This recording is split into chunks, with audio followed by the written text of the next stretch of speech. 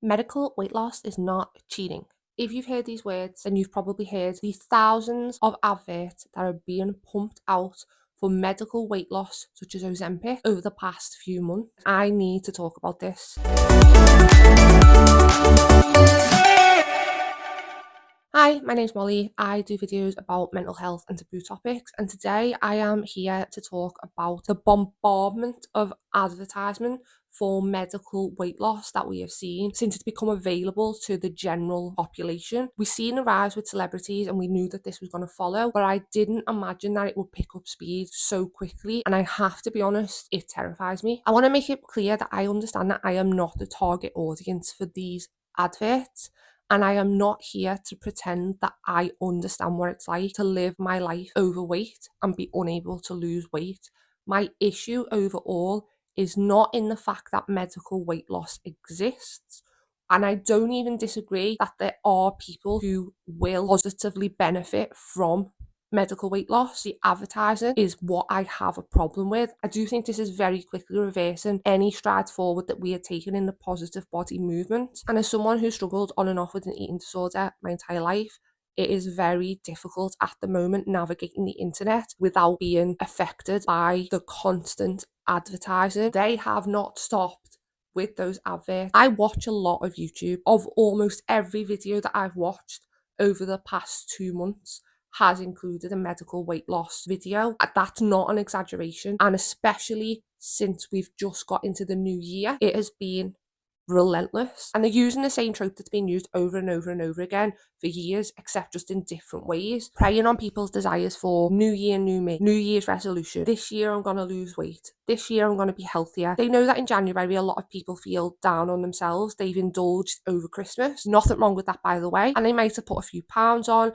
They might be wanting to lose weight for the summer holiday that's coming up, and the new year is the perfect time to start. The same thing that Weight Watchers and all of those other weight loss journeys have done. We've even seen celebrities who come out with their own weight loss programs, and it's normally in January because they know that's the easiest time to get people. And that is sad, but it is true, and that's advertising. But it doesn't make it right. I did make a video about this a couple of weeks ago on TikTok. I'd been away from TikTok and social media because I was just burnt out, but I seen something that I did need to talk about: medical weight loss influencers. And this seems to be something that's quite new but rapidly growing. I don't have a problem overall with people discussing their experiences with Ozempic or the other named brands of weight loss drug. It's the fact that not everybody who's watching these influencers are going to be people that are overweight or that should be getting this medication, but the way that they talk about being larger or the way they talk about before Ozempic is very, very triggering. One of the particular TikToks that I'm discussing, it was a bunch of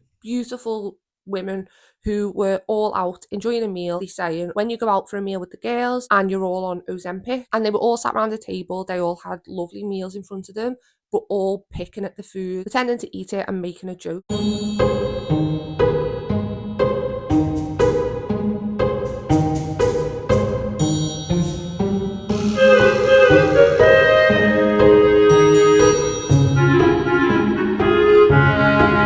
So effectively the joke is, we're all on Ozempic, so we've got these beautiful meals in front of us, but we can't eat the food because we're on Ozempic.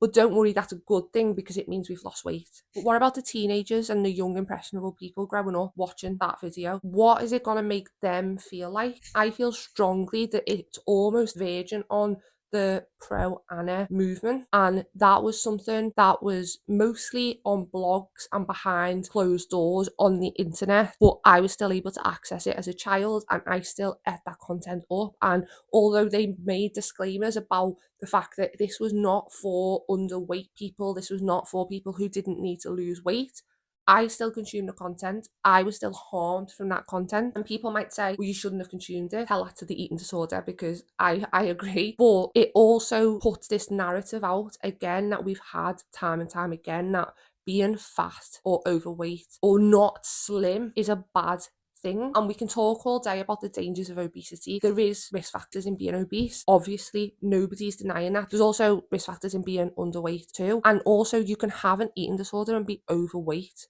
And my issue with this new medical weight loss and how it's being advertised as well. It seems to be missing the mental side of being overweight and going straight to the physical side. If you take someone who's overweight, they cannot stop eating. Maybe they're binge eating.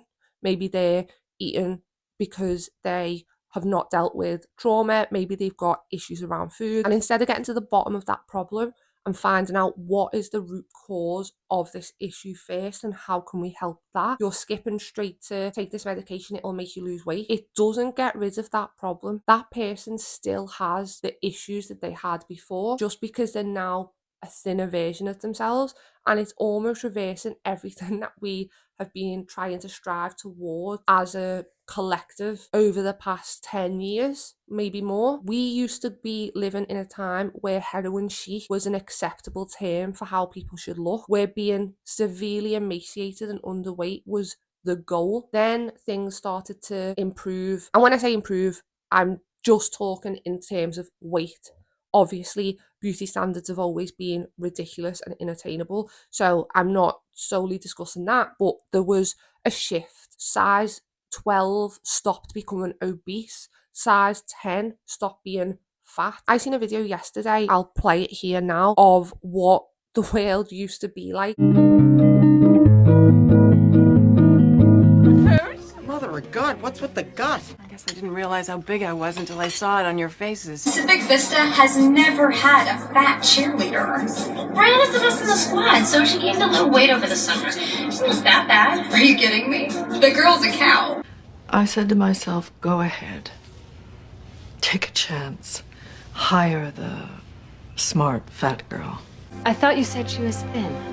For Robin, it must be hard being among girls who are so skinny. Felt a little bit bad for Robin because she is the bigger up down here in the hips and thighs than the rest of us. Okay, Robin. Now, are we shooting for the large size category? Yes, Robin would represent a plus size model. One. Hi, Anna. Hello. How do you feel about being the only plus size model? Prior to the body positive movement, and it really scared me that we are going to be heading that way. We're talking about size 8 girls being called plus size. We are talking about it being acceptable just to call people disgusting and fat. Providing medical weight loss to people who really do need it and who are struggling, I believe, is a positive thing. We do have an obesity crisis in America, in the UK, and it's growing in many other countries. And there's many different reasons for that, whether it's the access to food, the type of food that people are eating, fast food, and so many other reasons. So I don't think it's a terrible thing, but I do think that it being used incorrectly without the correct support is a disaster waiting to happen. And I have already seen months ago that Ozempic was being offered to people who were not overweight, they were not obese, they were not medically overweight or unhealthy or unfit, but it was being offered privately for money. And unfortunately, as we said at the beginning of the video, if there is money to be made, they will take that money, whether it's right or not. There will be companies willing to put people who do not need it, who should not be on it, medical weight loss in order to align their own pockets. And that is a very scary and dangerous thought. I know people personally who've been able to access it. And I also know people who've become very ill from taking the medical weight loss drug. I don't know where this is going to end, and I don't even know who can help prevent where it looks like this is inevitably going to go. But I do think that people who are sharing information online, who are possibly going to partner with medical weight loss companies and who are going to share their journey with their thousands, millions, even hundreds of followers, need to think about the content that they're sharing. Sharing your own experiences is one thing, but advising people to take medication has never or should never be okay. You are your own person. You have had your own experience. You should not be telling other people to take a specific medication. You should not be giving advice out specifically to an individual who is not yourself. General advice, general information, okay. I've discussed on my own channel my experiences with mental health medication, but I always make sure to advise people who have asked me questions that they need to discuss it with their doctor. Everybody's different. And you also need to be aware of the language that you're using. Things move quickly. This has moved quicker than I even expected. And unfortunately, we are already seeing the outward impact. We are seeing more and more celebrities might be pregnant, celebrity weight gain stories in the newspapers, in the magazines, online, in articles. This was something we did years ago. This was something that we were standing against up until recently. And unfortunately, I'm already seeing the impacts in children today in terms of what they are aiming to look like. Being thin has always been desirable. I am not of the mind that we had completely full circle and everybody was positive towards overweight bodies. I understand that we still had a long way to go, but that's what worries me because we're going backward. And I am looking at the inspiration of 2005, but it's today, and it's with these new celebrities, these new trends, low-rise jeans, and it's scary. If I, as a 27-year-old, am struggling more than I have done in a long time with my body image, with my thoughts around food and around my weight, how are these 12, 13, 14, even, to be honest, even younger now, there's kids even younger that I've heard make comments or that are on TikTok or on Instagram. They might not be supposed to be there, but we all know that they are. And the messages that we give them at such a young age truly does impact how their brain chemistry grows as they become an adult, and they will forever feel that way. And I really don't know what I want this video to do, whether it's a warning, whether it's a just to let other people know that there are people out there that are also struggling, or that do see it and don't like it and do think that this is so dystopian. But I don't think that not talking about it is good either. And I think you can consume so much content where this certain ideas can become the norm.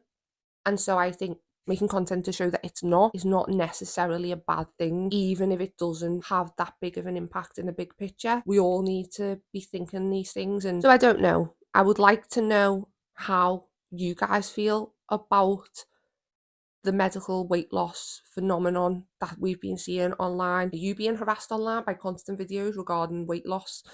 If you are, let me know. If you are somebody who has the opposite experience, if you're someone who has actually benefited from medical weight loss, again, let me know down below. This is not a hate towards you. It's not a hate towards the medication overall. It's just a wider discussion. So I would love to have opposing opinions. There's nothing wrong with debate unless it crosses into hate. If you've got any suggestions for other videos, please let me know. I am going to be trying to upload more regularly this year.